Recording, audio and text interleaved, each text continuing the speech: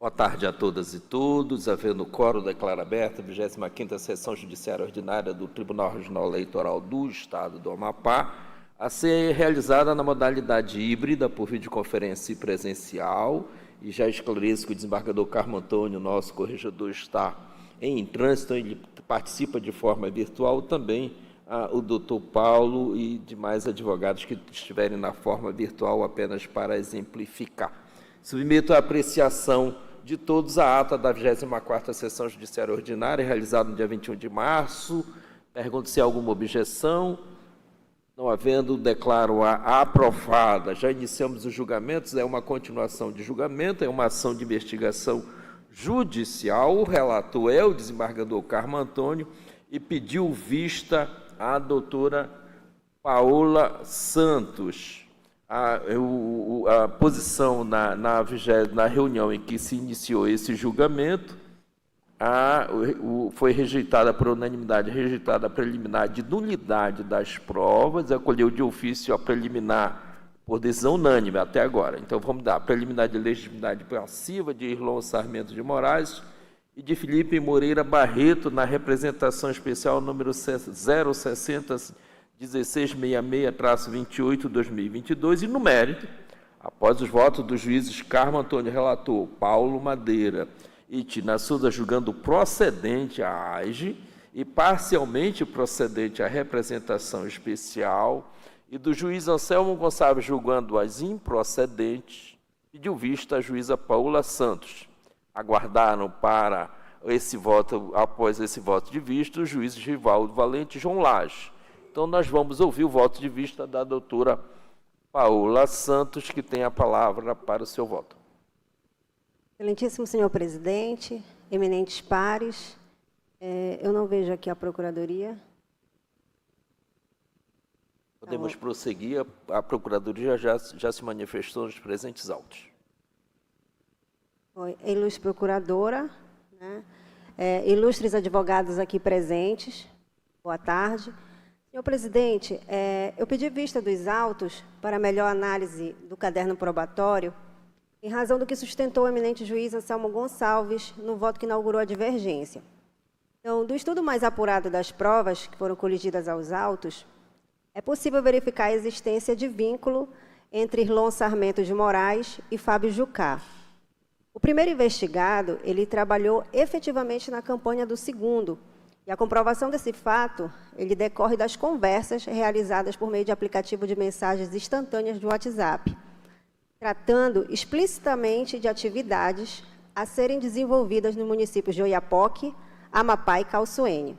Demais disso, a secretária do então candidato, ela solicitou que informasse a chave Pix e informou que valores haviam sido transferidos para a conta bancária de Irlon Moraes, o que indica que havia uma contraprestação pecuniária pelos serviços prestados no contexto da campanha eleitoral.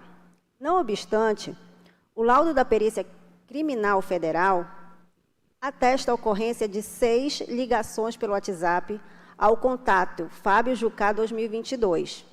A primeira dessas ligações data de 19 de agosto de 2022 e a segunda, 28 de setembro de 2022, poucos dias antes das eleições. Somado a isso, foi apurado que o candidato Fábio Jucá efetuou pagamentos diretamente a Irlon Moraes, conforme bem destacado pelo Ministério Público Eleitoral e pelo voto do relator. Tais circunstâncias são suficientemente robustas para infirmar o depoimento prestado por Irlon, que negou o envolvimento na campanha de Fábio Jucá, tornando, portanto, inequívoca a ausência de veracidade das afirmações do investigado.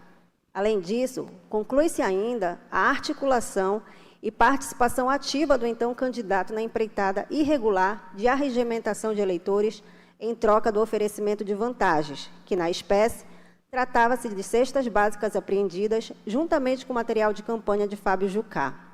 Relativamente ao posicionamento levantado pela divergência acerca da ausência de indicação de eleitor para que se admita a configuração da captação ilícita, José Jairo Gomes leciona que não é mister que o eleitor ou eleitores, beneficiado ou a quem a promessa foi endereçada, seja identificado nominalmente.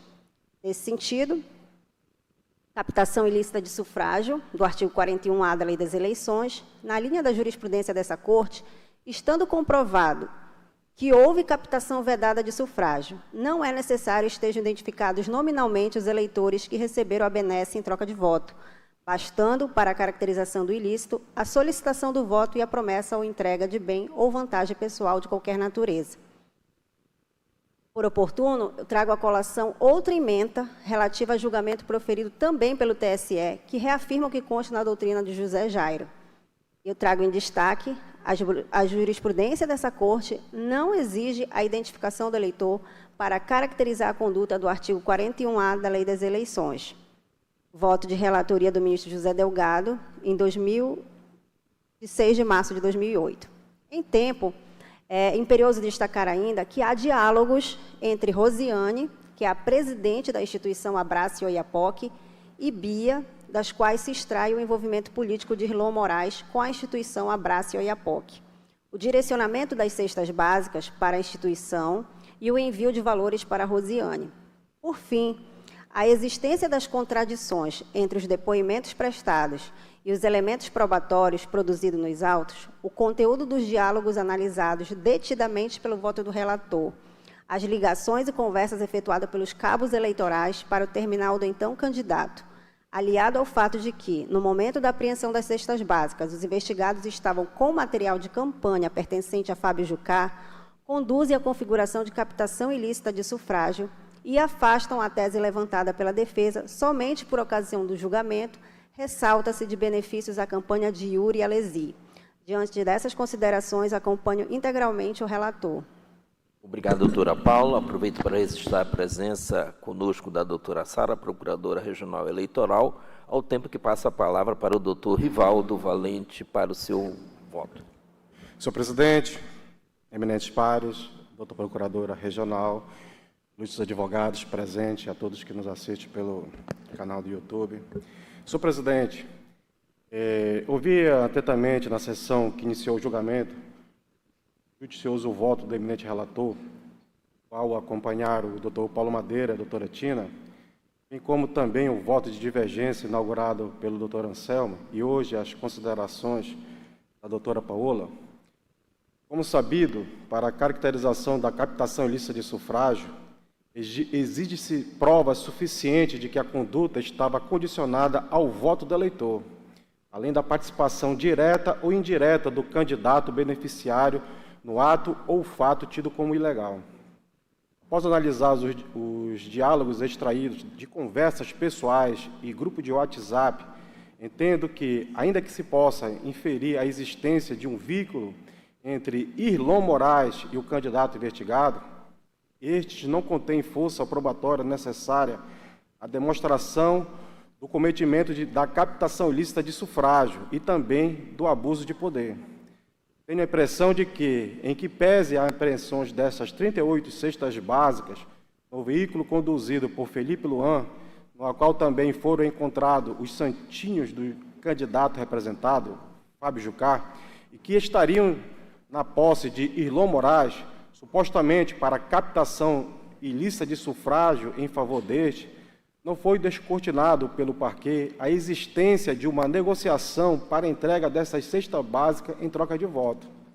De fato, não há nos autos nada que implique a existência de uma futura relação negocial envolvendo o voto de um ou mais eleitores para candidato investigado e a promessa de vantagem oferecida a ele com essas cestas apreendidas.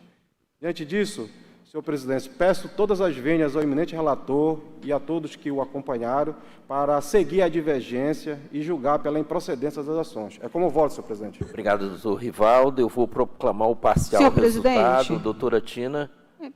por favor. Eu já proferi meu voto nos autos, né?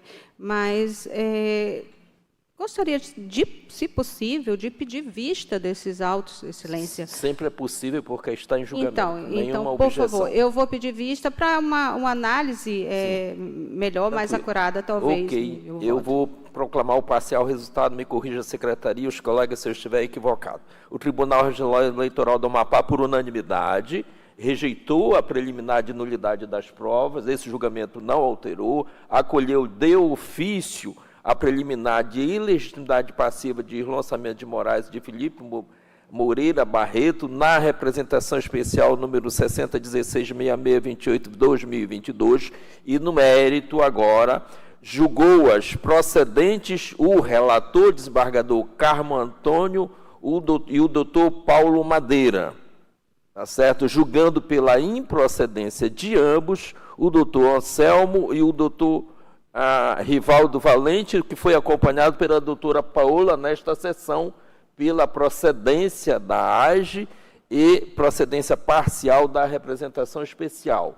Pediu vista a doutora Tina e os autos serão encaminhados, então, ao gabinete da doutora Tina e ao gabinete do desembargador João Lages para as suas manifestações posteriores. Ok? Seguimos no julgamento agora. Peço aqui que troque a minha tela, eu mesmo troco. Vamos lá. É o 3? No 3 da pauta, recurso eleitoral na representação 0600-495-7191-2020, dígito 603011, é uma continuação de julgamento, a origem é de Pedra Branca, a relatora a doutora Tina, juíza Tina Souza, a vista é do doutor Rivaldo Valente, a posição eu vou já lá para a última, 28/2, continuação, após o voto da doutora Paola, acompanhando a relatora, na rejeição das preliminares, pediu vista o juiz Rivaldo Valente. Aguarda o julgamento, essa manifestação de vista, o desembargador Carmo Antônio, o doutor Anselmo, o doutor Paulo Madeira e o desembargador João Lages. Logo, então, nós vamos ao voto de vista do doutor Rivaldo. Rivaldo, vamos... Vossa Excelência vai manifestar? Sim, senhor presidente. Eu vou pedir para que seja retirado de pauta e incluir na próxima sessão. Bom, como não haverá prejuízo ao julgamento, à medida que este não pode ser concluído nesta sessão, nós estamos retirando este processo de pauta para inclusão em mesa. É isso, doutor Rivaldo? Em mesa. E os demais que aguardam para a manifestação de seu voto em mesa na sessão judiciária do dia 8 de abril, saindo as partes devidamente intimadas nesta sessão. Número 4, ação de impugnação de mandato eletivo, número 060162561-2022. A origem é Macapá, o relator, o juiz Rivaldo Valente. Há diversos aqui, corre segredo de justiça, há procedimento especial aqui para segredo de justiça. Tem que pedir para se retirar. Não precisa, porque, pelas informações, vou só mencionar aqui, há diversas, vou mencionar o nome dos advogados, porque os réus, naturalmente, os impugnados estão em segredo de justiça, as partes estão em segredo de justiça, na verdade. Então, eu vou mencionar apenas aqui os advogados Emanuel Dante, o Paulo Roberto Melém, o doutor Fábio Garcia, que está neste ato aqui presente, o doutor Paulo Roberto não está, né? Não. O doutor Paulo está no Zoom? Estão online, senhor presidente. O doutor Emanuel Dante também está online, só para registrar a presença. Aqui, presidente. Ok, o doutor Paulo já identifiquei, o doutor Emanuel Dante também, a doutora Gláucia também participa destes autos. Só para mencionar aqui, compõe o julgamento, eu presido Carmo Antônio, Anselmo, Paulo Madeira, Tina Souza, Paulo Santos. Relator com a palavra. Senhor presidente, da mesma forma peço a retirada de pauta e inclusão na próxima sessão. Na próxima sessão do dia 8, todos já ficam todos devidamente... Todos devidamente intimados, senhor presidente. A próxima sessão, então, a inclusão em mesa na sessão 26ª, saindo as partes devidamente intimadas, Não temos mais, não havendo outros processos, algum processo em mesa, não havendo, eu declaro encerrada a presente sessão judiciária, agradecendo a participação, a presença de todas e todos, e dizer que, mais uma vez, um prazer estar aqui, ainda que brevemente. Então, a todos um bom final de semana, hoje já é quarta-feira.